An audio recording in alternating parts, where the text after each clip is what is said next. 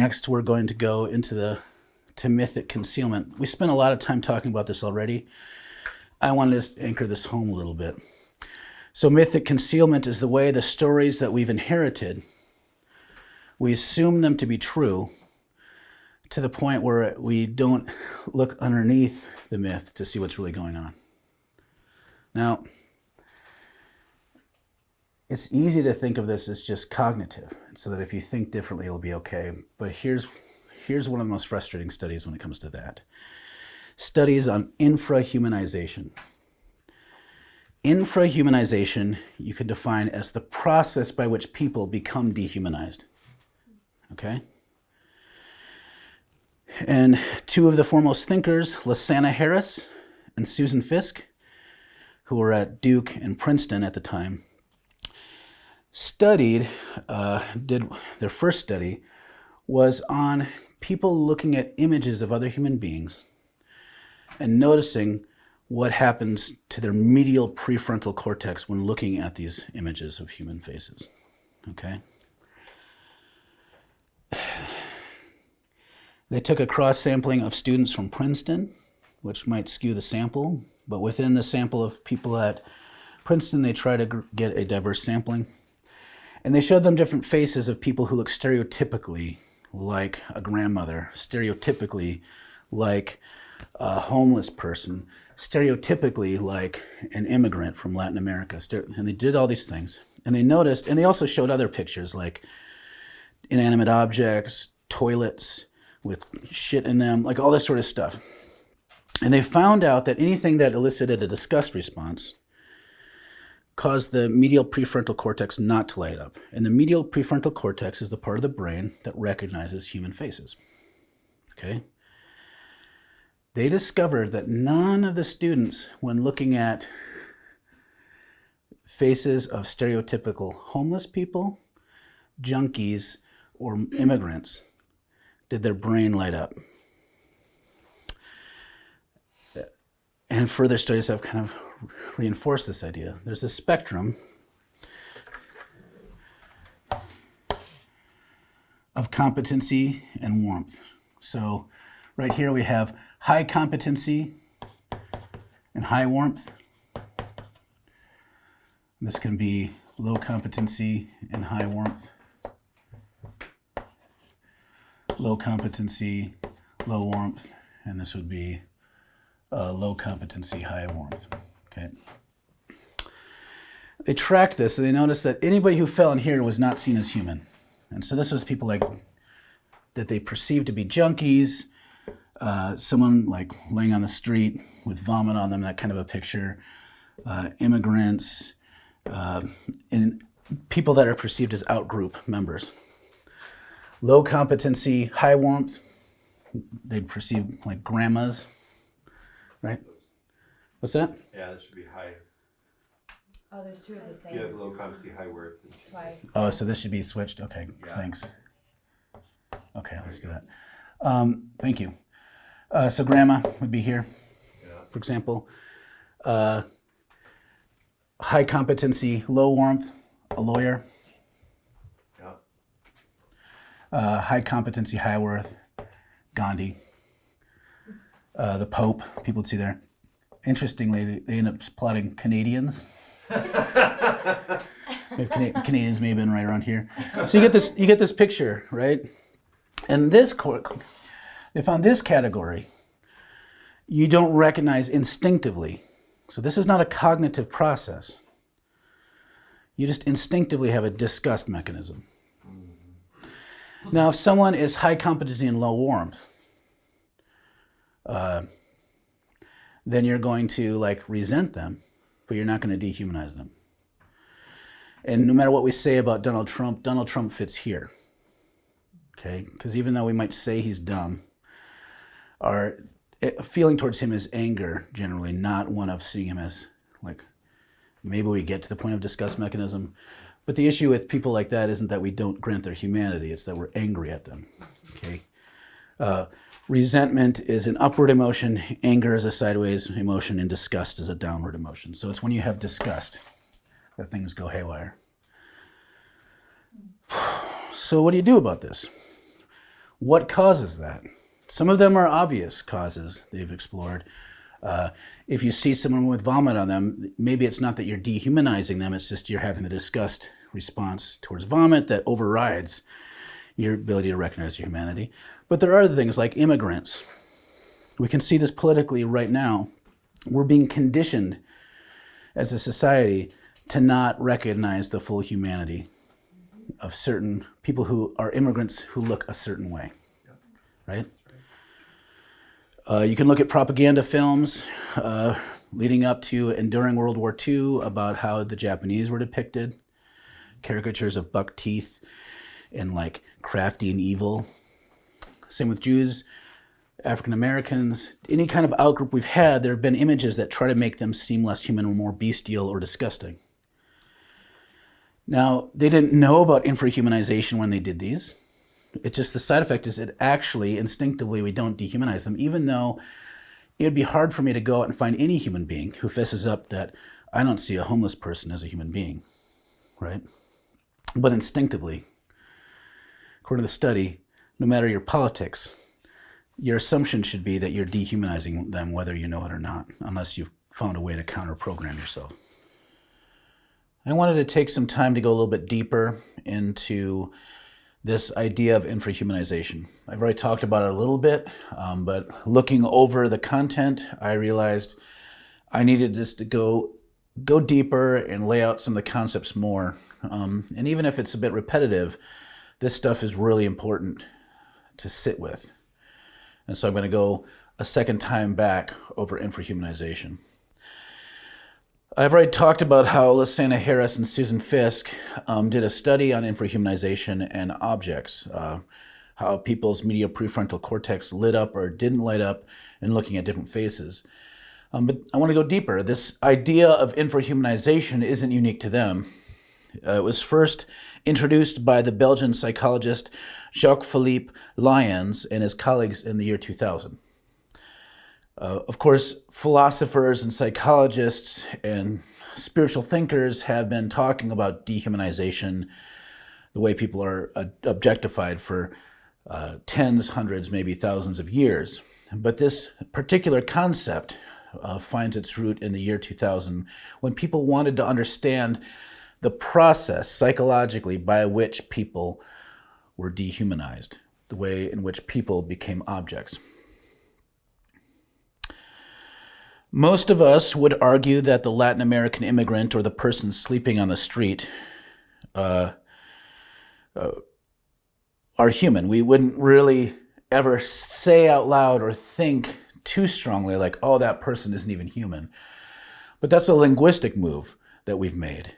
Sure, people in the past were more willing to recognize people being less or more human. And even if we don't use that way of talking anymore, we still have a valuation of seeing people as more or less valuable. And there are different ways we think about this, and often we have to come up with myths to justify why some people are treated worse than others.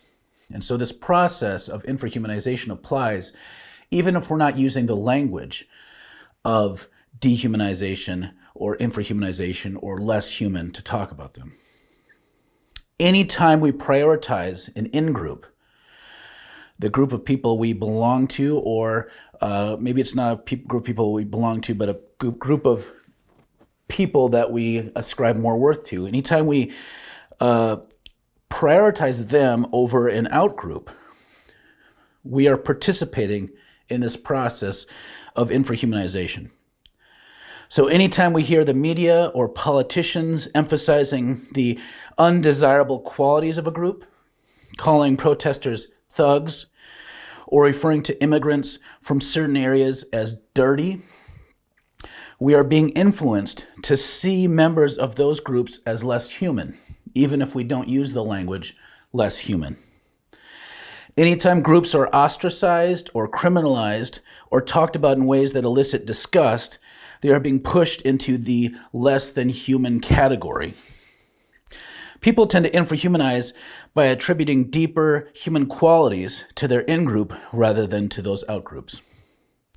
Part of this process begins by categorizing anytime, and this is just part of the human condition, where we categorize between different groups of people. Tribalism, is one way of talking about that. But tribalism in and of itself isn't infrahumanization. It's just the necessary step. We have to have a category, a way of thinking about some people being different than other people.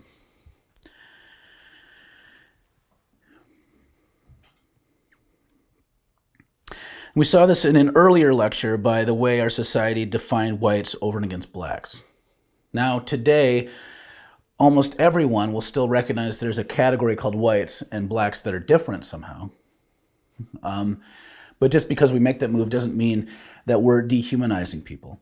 In fact, part of the sneaky way this works is a lot of very conservative people who we might suspect are racist will say, I don't see color, and I think this way of categorizing is bad. And so they'll grant that there was something bad that happened. But then they'll shift the goalpost to talk about certain qualities and then attribute it to their culture rather than their race. But it still functions the same way. So even if we're not following the same ways of categorizing, anytime we notice any categorization that happens, it can contribute to this process. So anytime we begin to favor folks in our group over another group, we are stepping towards and more deeply into infrahumanization. When we start to give positive qualities to our group and negative or lesser qualities to another group, that intensifies the process. And when our ideas about this group move from negativity to disgust, then we've effectively dehumanized them at a reactionary level. For infrahumanization to happen, the differences between the us and the them has to be meaningful. It has to be somehow seen as essential or core to them. A set of assumptions have to be tied to someone's skin color or their culture or particular behaviors, whatever. There's all kinds of ways we categorize people. And because we know that the categorization between whites and blacks is problematic, we have sneaky ways of talking about it. This is what is often meant when certain activists or politicians accuse other politicians of dog whistle politics, of referring to a group of people without naming them as such. But underneath it all, there still has to be a clear them with undesirable traits. So I want to chart this. I already charted this a little bit before, but I want to use a different way of charting this. And this is, again, this particular way of categorizing is drawing off of Lysana Harris and Susan Fiske, particularly Lysana Harris's work. So here we have warmth, okay? And here we have competence. Okay, warmth is this assumption that we make about others, whether or not they have the capacity for deep love and nurture. And competence, basically how skilled and successful they are. And so you can chart people on this, and that's what they have done. Like so, where I talked about a homeless person is usually perceived to be down here. Okay? And these aren't my categorizations or categorizations that they're putting on it. These are things they've noticed based on responses from people that are part of their trials. Okay? Here we have poor black folk, like Arabs, feminists. Okay. Up here, they have people who we would call retarded, the disabled, the elderly. Okay. I'll break this down even further in a second, but here we have, interestingly, housewives, Christians, the Irish, middle-class black folk, Americans, the British, Jews, Asians. Okay? What happens when you get into this quadrant, you elicit disgust.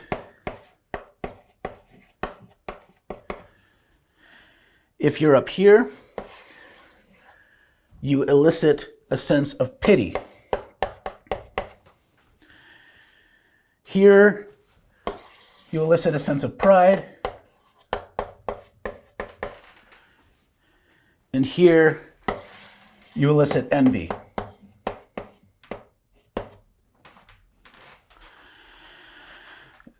Other professions can fall into this. Prostitutes, garbage collectors, fast food workers. Okay? If you move up to here, teachers, nurses, doctors, professors. Down here, lawyers, CEOs. What does all this mean? The way we respond to people in these groups varies. So if you have pity towards someone, it's a condescending sort of value. You may grant their full humanity, but you still have a condescending relationship with them. So the quintessential example of someone who's developed, disabled in some way or elderly, you're not granting them their full agency, but you recognize that they're warm with warmth and that they have warmth, and so you have pity. Pride, in their study, teachers, doctors, housewives, that's an interesting one that might be counterintuitive. Christians, the Irish, and the low segment, you have middle-class blacks, people that you're good for you, right? You see them as having warmth and competence.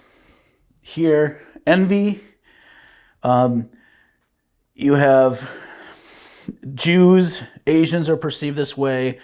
Certain professions like CEOs, lawyers.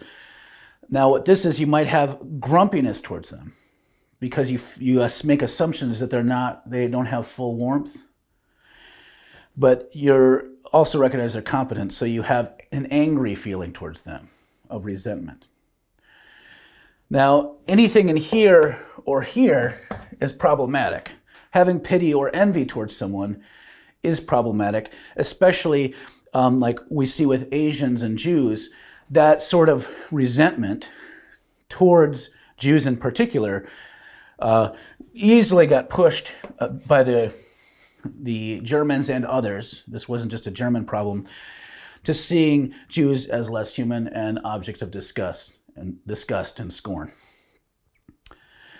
Pity, again, if you start going too far, like with the eugenics movement, people who you see as less than, it's easy to start seeing them as less human because they're lacking the two qualities that a human being needs. You have to recognize warmth and competence to grant their full humanity. So only people over in this category are safe.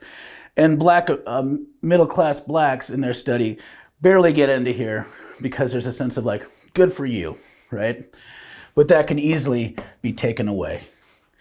This is the category we have to really look out for. This is the disgust response.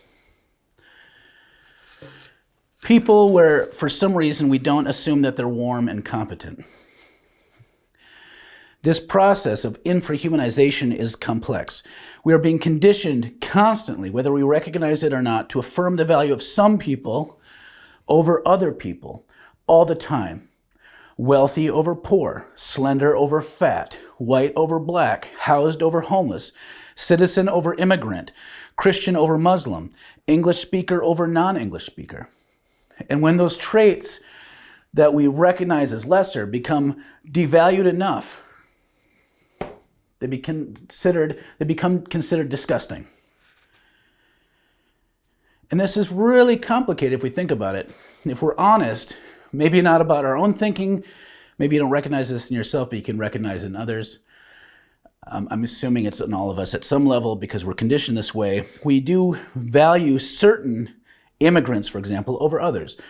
This is why when Trump called immigrants from certain places, they called them shithole countries. He wasn't talking about Scandinavia. He wasn't talking about European immigrants. He was talking about African or Latin American immigrants, right? So we have this hierarchy in our mind of certain kinds of immigrants that are bad, not other kinds. Or with language. There's a lot of resentment and disgust in our society about people speaking Middle Eastern sounding languages, African sounding languages, Spanish. But if you walk by and there's a French woman speaking, we don't have the same response because we don't link white people speaking French as a disgusting sort of person, again, because of conditioning. So why does this matter? Why am I talking about this? Why am I using a fancy word like infrahumanization rather than saying people are just shitty towards each other? Because this isn't just a simple matter of the human heart. This isn't about individuals just being shitty or some sort of universal trend towards tribalism. It's not just about prejudice as though it comes from individual human sinfulness or about what you choose to believe. There is a process, a societal process, where our society's values are projected onto us and into us. That we're being inflicted with a set of ideas and stories about worth that cause us to value some human beings over others. So much so that you begin to instinctively exclude or ignore people out of disgust. Or you pity people, or you resent people. And this is primarily based on your conditioning and is outside of your immediate control. This shit has to be intentionally resisted. Good intentions aren't enough. Even analysis isn't enough because this stuff shapes our imaginations at a pre-intentional level.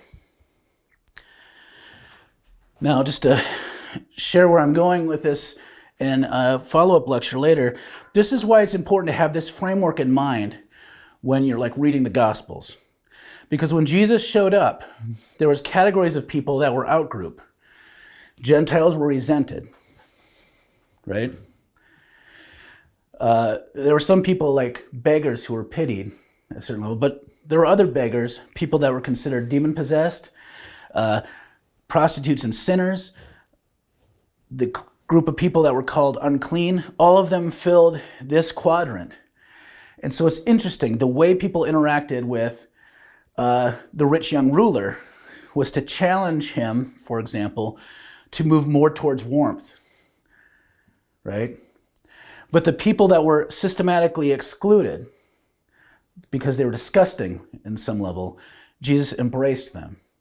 So it requires a sort of embrace in order to begin to recondition ourselves to not dehumanize others. So we have apathy, we have abstraction, the way in myths conceal reality. So in this case, certain myths conceal someone's humanity. There's other kinds of mythic concealment that happens, which we've been talking about all weekend.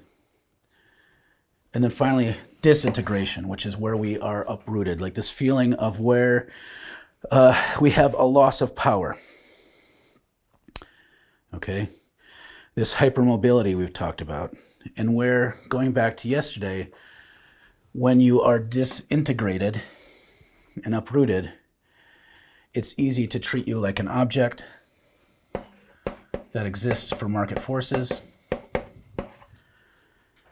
And then we get back to the definition of oppression that Simone Weil gave us, is that oppression is when people become objects. Now, the discouraging thing about this feeling of uprootedness, an experience of it, apathy, abstraction, and concealment, are all being done to us by this. This is getting into our souls and our spirituality. And it's not just about thinking our way out of it. Hannah Arendt's critique that if we trying to think our way out of things is what's gotten us into the problem. That she, among others, have brought forward this word praxis as kind of the way we need to go. Lots of people talk about praxis. Hannah Arendt and Paulo Freire are probably the two of the people I look to the most, recognizing that praxis is action with reflection, where you think about how you're acting differently. And we subvert this process of thinking things through and then figuring out the logical course of action as abstracted rational beings and then choosing a way. Because we can't do that because the ways are cut off to you. You have to figure out, start acting in a different way to open up new realities. and reflect on that, and that becomes a action reflection loop, right? But without this sort of ways of beginning to recondition ourselves, this is kind of where our soul is stuck. Yeah. Do you think there's such a thing as a large hierarchical society that can exist without levels of abstraction? Or I don't think it's ever existed, right? Isn't this sort of what Jesus was trying to fix? Yeah, I don't think it's possible. And I don't think it's always bad to have levels of abstraction. It's just things happen when we don't peer behind them. And so, yeah. Jesus' move, we're going to talk about Jesus' approach to things pretty soon. And it does seem like he enters in this grand campaign of collapsing abstractions, which is why he got killed. I guess because subjugation is part of every one of those societies too. And with subjugation comes extraction. So those two things were his project, it seems. Mm-hmm.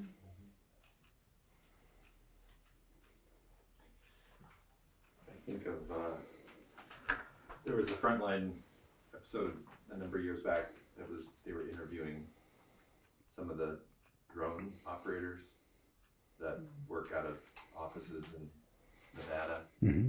You know, they drive in their car to work. One guy's an evangelical Christian. They sit in a room. Yeah. They sit in a room and they drop bombs all the way across the world in Afghanistan. Mm-hmm. Right? And they were interviewing them. It was unbelievable. I mean, and I showed some of that to my students, and one of my I had a student from Libya, and he was really up in arms. He said, they're cowards. Mm-hmm. They don't face their enemy. That was his take on that, right? They got to be there present to do that act. So he thought they were cowards. And, you know, it was interesting to see his response to it. But I think of, you know, they had justified, obviously, these are good people who go into a room and blow up people halfway across the world and think of themselves as good people. Yeah. So. And it's interesting, Arendt, because one of the criticisms of Hannah Arendt is that somehow this way of thinking lets the Eichmanns off the hook. And she quickly says, no, they actually bear a greater weight. The problem is there's people on the ground who do this stuff, and they bear the scars of the crushing, so PTSD. Right. And even then they're used as tools, but it's unable to be too abstracted for most of them. Some are able to just enter into the mob mentality, but a lot of folks just, they feel the wounds, but it's the responsibility the further up the chain that, in her mind, even though they feel the weight of the crushing less, they bear more of the responsibility and should be the ones held accountable, which is why she's like, he's just a regular dude, but let's execute him. That was her conclusion. It was not like, let's have sympathy. No sympathy for Adolf Eichmann, but recognize if we scapegoat him, we're allowing these evil systems to perpetuate. He needs to be an indictment of the system, not just its scapegoat. It's the same thing she'd say for these drone planners. Like, it doesn't matter if they're aware of what they're doing or not, they need to be held accountable, is how she would think about it. So you're talking about infrahumanization and how there was like envy and pride and disgust and pity. And so are there any examples you can give of any of those, or is it more like probably more important to cover disgust, but can you give examples of where you see that in the world and how that affects people, and not just the people who are experiencing disgust or something, but the people who are receiving that disgust as well, maybe. I don't know. Yeah, so I mean, I'm going to give a few examples about how quickly you can move the resentment category. Okay, so we noticed that in the study it refers to Asians being in that category. They haven't always been in that category, but we know at least during World War II it became politically advantageous to think of the Japanese in particular as less than human. And so you have propaganda that happened, right? That showed Japanese people as crafty, sinister creature type folks, right? And even now that we know better, we still listen to the justification people give for why it was okay for us to drop 2 nuclear warheads on a heavy populated area in Japan. Now, this is political. People are going to disagree with me about whether or not it was necessary. I don't think it was necessary at all. But listen, the justifications still are that somehow in that moment that the Japanese soldiers were less than human. The idea is that they were murderous. They didn't listen to reason. They had somehow suspended rationality and were just become mechanistic murdering machines. And the only way to stop them, diplomacy, nothing else worked. The only way to do it was to beat them into submission. Anytime we see this sort of language of beating people into submission, in order to justify it in people's consciousness, we have to somehow make those people somehow less than human. So it's the way we talk about the Middle East now. Maybe we wouldn't use the category of less than human, but we talk about them like they're children, squabbling children, all fighting over land and oil, and that they need our stern paternal hand to guide them towards democracy. So there's this way of just making them less, or refer to different Islamic groups as animals or beasts or unhuman. Like, so we use that language. And the reason we use that language is to somehow make it easier for us to treat them as less than human. That's how it works.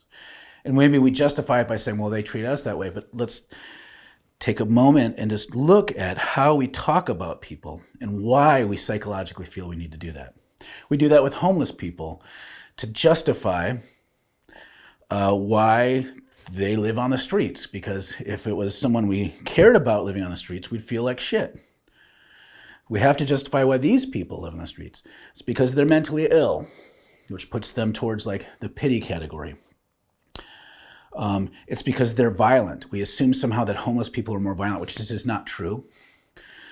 That they have deceptive motives, that they can't make any good choices, that we use language that they're disgusting, they stink, which sometimes people do smell bad. But we use all this language, and what it does is it forces them into this category where it's easier to have them experience crappy things or even treat them like crap.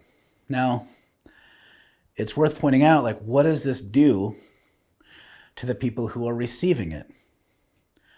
If you're a homeless person, based on what research I've read and my experience of having friends who are or who have previously been homeless, they feel like shit all the time, right? One of the common things I've heard from people is that when they're walking on the street, they feel invisible, okay? So one of the responses towards things that we hold disgust towards isn't to treat that bad, but to ignore them. So the experience of homelessness is often one of feeling ignored. And so I had one friend tell me that throughout a day, one day in particular, before he came to have dinner with us, only 2 people that whole day looked him in the eye, and he was spent most of the day walking around on the street. And that becomes internalized. You start feeling like you deserve it, and there's something wrong with you, okay? That you brought it on yourself. This is what we refer to as internalized oppression, where you start believing the script society has written for you, and you internalize it to yourself. And you don't resist. You don't challenge it, because deep down inside, even if you know better, you feel that it's true.